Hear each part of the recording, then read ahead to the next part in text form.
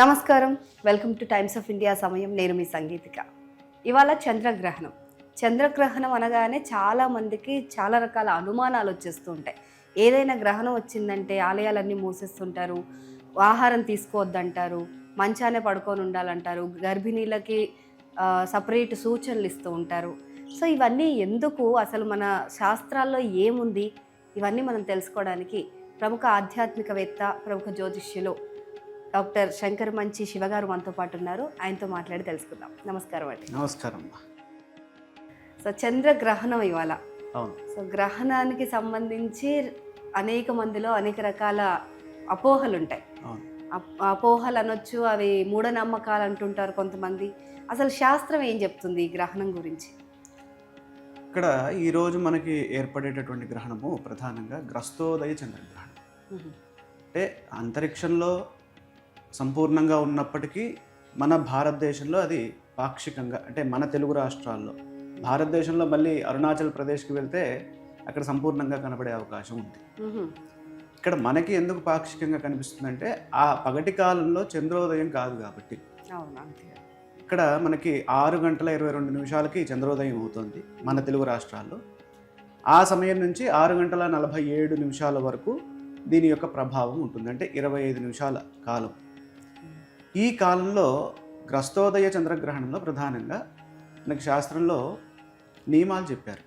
అంటే ప్రధానంగా నియమాలంటే పెద్దగా కష్టపడి చేయాల్సినటువంటివి ఏమి లేవు. చెప్పిందల్లా స్నానం. స్నానం పెద్ద కష్టమే ఉంటుంది చెప్పండి, ఎవరైనా చేయొచ్చు. అది నీళ్ళతో పోయేటటువంటి పని. కాబట్టి ప్రతి ఒక్కరూ 3:20 పట్టు స్నానాన్ని ఆచరించాలి. ఇక్కడ ఒక డౌట్ రావచ్చు, గ్రహణం కనిపించట్లేదు కదా, మరి పట్టు స్నానం చేయాలా అని డౌట్ రావచ్చు. ఇక్కడ మనం గ్రహణం క్యాలిక్యులేషన్ సిద్ధాంత భాగంలో క్యాలిక్యులేట్ చేస్తాం. సూర్య సిద్ధాంతంలో, పంచాంగ గణితంలో అక్కడ మనకి క్యాలిక్యులేషన్లో వస్తుంది starting time, mid time, end time.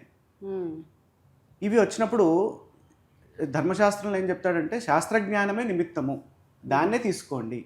అంటే నేత్రంతో చూసే నేను చేయాలి అనేది అక్కడ నిమిత్తం కాదు. కాబట్టి శాస్త్రజ్ఞానం ద్వారా నువ్వు తెలుసుకున్నటువంటి విషయం 3:20 స్టార్టింగ్ పాయింట్ అని తెలిసింది. ఇక్కడ 6:22 ఉదయిస్తోందిగా. ఆ ఉదయించినటువంటి సందర్భమే ఇక్కడ మనకి ఈ నియమాలన్నీ పాటించడానికి కారణమవుతుంది. అదే కాబట్టి ఈ చంద్రోదయము గ్రస్తోదయంగా అవుతుంది కాబట్టి 3:20 స్నానం చేసి మళ్ళీ 6:47 ముక్తి స్నానం చేయాలి, విడుపు స్నానం. తర్వాత ఇక్కడ చంద్రగ్రహణంలో ప్రధానంగా ప్రహరత్రయం నభుంజీత అని చెప్పారు. గ్రస్తోదయే భవేత్ పూర్వం నాహర్భోజనం ఆచరేత్. అంటే ఆ ఉదయకాలం అంతా భోజనం చేయకుండా ఉండు నాయన. భోజనం చేయకపోవడం వల్ల వచ్చేటేంటి అంటే మనస్సు శుద్ధిగా ఉంటుంది. ఇప్పుడు మనం ఉపవాసాలు చేస్తూ ఉంటాం. ఉపవాసం చేయడంలో అర్థం ఏంటంటే మనస్సు చైతన్యంగా ఉంటుంది. బాగా తిని కూర్చున్నాం అనుకోండి, అలసటగా ఉంటుంది, నిద్ర వస్తూ ఉంటుంది. అంటే ఇది నిమిత్త కాలంగా చెప్పారు శాస్త్రంలో. అంటే ఈ నిమిత్త కాలం నిత్యము చేసేటటువంటి స్నానం వేరు, నిమిత్త స్నానం వేరు. అంటే ఒక పర్పస్తో చేస్తున్నాం మనం ఇక్కడ స్నానం. ఏంటి ఆ పర్పస్ అంటే ఇక్కడ సూతక దోషం ఏర్పడుతుంది. ఎలా? రాహు దర్శనం అవుతుంది. అంటే కేతువు కానీ రాహు కానీ ఆ రాహుతోటే వ్యవహరిస్తారు శాస్త్రంలో. రాహు దర్శనం అవడం వల్ల సూతకం రాహు దర్శనే. ఎప్పుడైతే మనకి రాహు దర్శనం అవుతుందో సూతక దోషం అందరికీ ఏర్పడుతుంది అని. ఇదే పర్పస్. ఈ సూతక దోషం ఏర్పడింది కాబట్టి నువ్వు స్నానం చేయి. ఇది అత్యంత పుణ్యప్రదమైనటువంటి కాలంగా ఇది చెప్పబడింది. నిజమే. అంటే సైంటిఫిక్గా కూడా ఇప్పుడు శాస్త్రవేత్తలు చెప్తున్న దాని ప్రకారం కూడా కిరణాలలో కొంచెం తేడా వస్తుంది కాబట్టి ఆ సమయంలో మనం శరీరం బయట ఎక్స్పోజ్ అవ్వకుండా ఇంట్లోనే ఉంటూ ఆహారం కూడా ఆ కిరణాలు పడ్డ ఆహారం తీసుకోకపోవడమే ఉత్తమం అని కూడా సైన్స్ చెప్తోంది. అసలు వాస్తవంగా చెప్పాలంటే అసలు ఇలాంటి మాటలు వాక్కులు ఏవి శాస్త్రంలో చెప్పాల. అంటే కిరణాల విషయం అసలు చెప్పలేదు. చెప్పని విషయం మనం ఎందుకు మనం భుజాన వేసుకోవాలి? అదే. అయితే శాస్త్రంలోనూ మరి అది మూఢనమ్మకమో తెలియదు కానీ ఒక కథ ప్రచారంలో ఉంటుంది గురుగారు. ఇలాగా రాహు అనే ఒక పాము ఉంటుంది, ఆ పాము మింగడం వల్లే సగం అది చంద్రుడు అంటే అది అర్థమవుతుంది. మనకి అర్థం అవ్వడానికి పురాణాల్లో ఓకే. కథల రూపంలో చెప్పారు మన పెద్దలు. ఓకే. అది అది ఉన్నది ఇక్కడ మనకి. మనం అర్థం చేసుకోవాలి పర్పస్ ఏంటంటే, ఇక్కడ మనకి కిరణాలు అన్నారు మీరు. మీరు మూన్ యొక్క డిస్టెన్స్ని కనుక చూసినట్లయితే అది అపోజీ దగ్గర, పెరీజీ దగ్గర. పెరీజీ అంటే దగ్గరగా ఉన్నటువంటి, భూమికి దగ్గరగా ఉన్నటువంటి ప్లేస్. అపోజీ అంటే దూరంగా ఉన్న ప్లేస్. 3,90,000 నుంచి 4,20,000 మధ్యలో దాని యొక్క ఆర్బిట్ ఉన్నది. ఈ మధ్యలోనే దాని డిస్టెన్స్ ఉంటుంది. ఓకే. మూన్ మీద పడే లైట్ సోర్స్ ఏంటి? సన్లైట్. ఆ సన్లైట్ పడి ఆ లైట్ మళ్ళీ ఇక్కడ దాకా ట్రావెల్ చేసి రావడానికి దాని యొక్క తీవ్రత తగ్గుతుంది. అంటే నీకు మామూలుగా పౌర్ణమి నాడు ఉండేటటువంటి కిరణాలు ఏవైతే ఉన్నాయో ఆ పౌర్ణమి నాడు కిరణాలే ఉంటాయి, ప్రత్యేకంగా కొత్తవే ఉండవు. ఇక్కడ మనకి మనం గమనించాల్సింది ఏంటంటే, సూర్యగ్రహణంలో మాత్రము మనకి సైంటిస్టులు కూడా ఒప్పుకున్నారు. అంటే చంద్రగ్రహణంలో దీని ప్రభావం, ఈ కిరణాల ప్రభావం ఏమి ఉండదు కానీ, ఎందుకంటే ఇప్పుడు మూన్ రెడ్గా అవడము, టోటల్ ఎక్లిప్స్లో చంద్రుడు ఎరుపు రంగులోకి మారుతాడు. ఎందుకు మారుతాడు? అది అట్మాస్ఫియరిక్ రిఫ్రాక్షన్ వల్ల మనకి ఉన్నటువంటి విబ్జిఆర్ ఏదైతే ఉందో అందులో రెడ్ లైట్ ఎక్కువగా మనకి ఆ వేవ్ లెంత్ ఎక్కువగా ట్రావెల్ చేయడం వల్ల మనకి ఈ రెడ్ కలర్లో కనిపించడం జరుగుతుంది ఆ టైంలో. అంటే అక్కడ ఉన్నటువంటి ఆ అట్మాస్ఫియర్ ఎఫెక్ట్ వల్ల. దీన్నే రామన్ ఎఫెక్ట్, స్కాటరింగ్ ఎఫెక్ట్ అని కూడా అంటాం, మనం చిన్నప్పుడు చదువుకున్నాం. కాబట్టి ఇది విషపూరితమైనటువంటి ప్రభావాన్ని ఇస్తుందంటే కాదు. మరి సూర్యగ్రహణంలో ఏమవుతుంది అని అంటే, సూర్యగ్రహణంలో సూర్యకాంతిని ఆపుతాడు చంద్రుడు. సూర్యకాంతి ఆరోగ్యం భాస్కరాదిచ్చేది. అంటే సూర్యకాంతే ఈ లైఫ్కి కారణం, సృష్టికి కారణం. ఎప్పుడైతే సూర్యకాంతిని సంపూర్ణంగా, అంటే ఇప్పుడు అకల్షన్ వేరు, ఎక్లిప్స్ వేరు. ఇప్పుడు అకల్షన్ అంటే మేఘం అడ్డొచ్చి ఆగడం వేరు. మేఘం అడ్డొచ్చినా మనకు కొద్దిగా ఒక డిమ్గా అయినా లైట్ ఉంటుంది. కానీ ఎక్లిప్స్ వచ్చినప్పుడు పూర్తిగా చీకటి అవుతుంది. అది ఎప్పుడు? టోటల్ ఎక్లిప్స్లోనే. అది కూడా ఆ టోటల్ ఎక్లిప్స్లో చీకటి అయినప్పుడు ఆ సందర్భంలో అట్మాస్ఫియర్లో బ్యాక్టీరియా ఎక్కువగా ఉద్భవించడానికి అవకాశం ఉంది అని సైంటిస్టులు రీసెర్చ్ చేసి చెప్పారు. అది సోలార్ ఎక్లిప్స్లో. లూనార్ ఎక్లిప్స్లో అలా ఏమీ లేదు.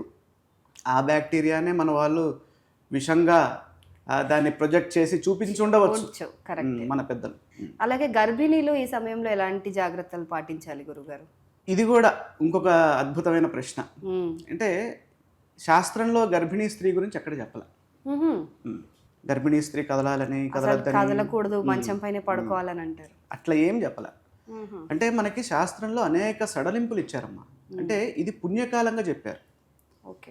స్నానం దానం తపశ్రార్థం అనంతం రాహు దర్శనే అని చెప్పింది శాస్త్రం. ఎప్పుడైతే రాహు దర్శనం అవుతుందో, అంటే మీకు కనిపించే విజిబుల్ ప్లానెట్స్ ఎన్ని? 7 కదా. అంటే మనకి మోడర్న్ సైన్స్లో ఇప్పుడు సన్ని స్టార్గా అంటున్నాం. అంటే గ్రహం అంటే శాస్త్రపరంగా వేరు, ఏదైతే పట్టుకుంటుందో అది గ్రహం అని దానికి నామము. అంటే నక్షత్రాలని ఆశ్రయించి ఉంటుంది కాబట్టి అది గ్రహము అని శాస్త్రీయ నామం. అంటే మనకి భారతీయ శాస్త్రాల ప్రకారంగా ఉన్నటువంటి నామం. గ్రహం అంటే ప్లానెట్ అని అనుకోకూడదు ఇక్కడ. ఓకే, గ్రహం ఇది గ్రహం. ఇక్కడ గ్రహము సూర్యుడు, చంద్రుడు, కుజాది పంచగ్రహాలు, ఈ 7 గ్రహాలే మనకి దృగ్గోచరం అవుతూ ఉంటాయి రెగ్యులర్గా. కానీ మనకి కనిపించినటువంటి 2 గ్రహాలు ఉన్నాయి, రాహుకేతువులు, షాడో ప్లానెట్స్. అంటే యాక్చువల్గా అవి ఒక నోడల్ పాయింట్స్. అంటే మూన్ ఆర్బిట్ తర్వాత మన ఎర్త్ ఈక్వేటర్కి ఉన్నటువంటి ఆ కంజంక్షన్ పాయింట్ ఏదైతే ఉందో అక్కడ 5.5 degrees ఆబ్లిక్విటీ ఏర్పడుతుంది. ఇంక్లినేషన్ అంటారు దాన్ని. ఆ ఇంక్లినేషన్ వల్ల నార్త్ అండ్ సౌత్ నోడ్స్ ఏర్పడ్డాయి. దీన్నే మనకి క్షీరసాగర మథనంలో అదొక అద్భుతమైనటువంటి ఘట్టంగా చెప్తారు. అంటే ఎంత అంటే ఇవన్నీ ఈ కథలు, ఈ పురాణాలు ఎప్పుడు వచ్చినాయి? ఎన్నో కొన్ని లక్షల సంవత్సరాల క్రితం కదా. మరి ఇవన్నీ నోట్స్ ఉన్నాయని, ఈ విధంగా యాక్ట్ చేస్తున్నాయని మనకి ఇప్పుడిప్పుడు తెలుస్తుంది. ఇప్పుడిప్పుడు పరిశోధించి ఇప్పుడు కనిపెట్టినట్టుగా ఫీల్ అవుతున్నాం. కానీ కొన్ని యుగాల క్రితం అది మన సంస్కృతిలో మన పురాణ కథల్లో అది సైన్స్ ఆల్రెడీ ఇన్బిల్ట్గా తెలియకుండా చాప కింద నీరులాగా ఉంది. కరెక్ట్. ఎస్. కాబట్టి ఇక్కడ మనకి ఏం అర్థం అవుతుందంటే ఈ 2 నోట్స్ ఏవైతే ఉన్నాయో వీటిని కూడా గ్రహాలుగా మన భారతీయ శాస్త్రంలో చెప్పారు. అవి కంటికి కనబడవు. ఎప్పుడైతే ఇవి కనిపిస్తాయో ఆ సమయాన్ని పుణ్యకాలంగా స్వీకరించిన ఆయన ఆ సమయంలో నువ్వు చేసినటువంటి జపము 1,000,000 రెట్ల ఫలితాన్ని ఇస్తుంది అని చెప్పారు. మనం ఏ జపం చేసినా ఏ దానం చేసినా అంటే సర్వం గంగా సమంతోయం, ప్రతి జలము గంగా జలంతో సమానమవుతుంది. ఆ సందర్భంలో అంటే పర్పస్ ఏంటి, అక్కడ నువ్వు స్నానం చేయని చెప్పడం పర్పస్ అంతే కదా. ఇక్కడ నువ్వు స్నానం చేస్తే నీకు అనంత ఫలితాన్ని వస్తుంది, అనంత ఫలితాలు వస్తాయి అనేది అక్కడ పర్పస్. కాబట్టి అలా గంగాజలంతో పోల్చి చెప్పారు. సో గర్భిణీలకైతే ప్రత్యేకంగా ఏం చెప్పాల. అలాగే సర్వం వ్యాస సమాద్విజ, ప్రతి ద్విజుడు వ్యాసుడితో సమానం. ప్రతి బ్రాహ్మణుడు అంటే ఇక్కడ కేవలం వర్ణంతో వచ్చినటువంటి బ్రాహ్మణత్వం కాదు, జ్ఞాని.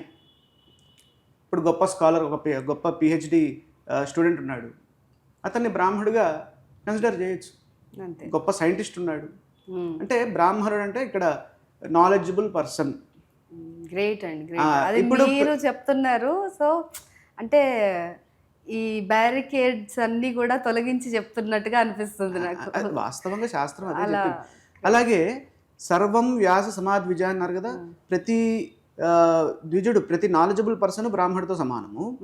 అలాగే ప్రతి బ్రాహ్మణుడు వ్యాసుడితో సమానము. ప్రతి దానము భూదాన ఫలితాన్ని ఇస్తుంది. ఏ దానమైనా, ఏ దానం, మీరు అరటిపండు ఇవ్వండి, భూమి నుంచి వచ్చింది కాబట్టి భూదాన ఫలితం వస్తుంది. అంటే భూమి దానం చేయడం ద్వారాగా మనకి ఎంత ఫలితం అయితే వస్తుందో అంత ఫలితం, అనంత ఫలితం ఈ సమయం. అంటే ఈ సమయము అంత ఇంపార్టెంట్ నాన్న అని చెప్పారు నీకు పెద్దలు. ఆ ఋషులు మనకి ఇచ్చినటువంటి శాస్త్రంలో సమయం గొప్పదనాన్ని చెబుతూ ఇవన్నీ చెప్పారు. కాబట్టి వీటిని ఆచరించడం ద్వారాగా మన ట్రెడిషన్ని మనం ఎక్కువగా ముందుకు తీసుకెళ్ళిన వాళ్ళం అవుతాం. Tradition is not about worshipping the Ashes అని అంటారు. It is about bringing the fire, carrying the fire forward towards next generations. కాబట్టి దాన్ని దృష్టిలో పెట్టుకొని జ్ఞానము, మహర్షులు ఇచ్చినటువంటి జ్ఞానము ఏదైతే ఉందో దాన్ని భావితరాలకు ఇచ్చే ప్రయత్నం ఏదైతే చేస్తున్నామో అది మన సాంప్రదాయంలోనే ఉన్నది. కాబట్టి సాంప్రదాయాలు పాటించడం ద్వారాగా నష్టమేం లేదు, వచ్చేదే ఎక్కువగా ఉంది పుణ్య రూపంలో. ఫెంటాస్టిక్ షో గారు. అసలు అంటే సైన్స్ని, ఇటు ఆధ్యాత్మికతను, ఇటు శాస్త్రాన్ని కలిపి మాకు అర్థవంతంగా చాలా చక్కగా వివరించారు. Thank you so much. మరో వీడియోలో మళ్ళీ కలుద్దాం. Thank you.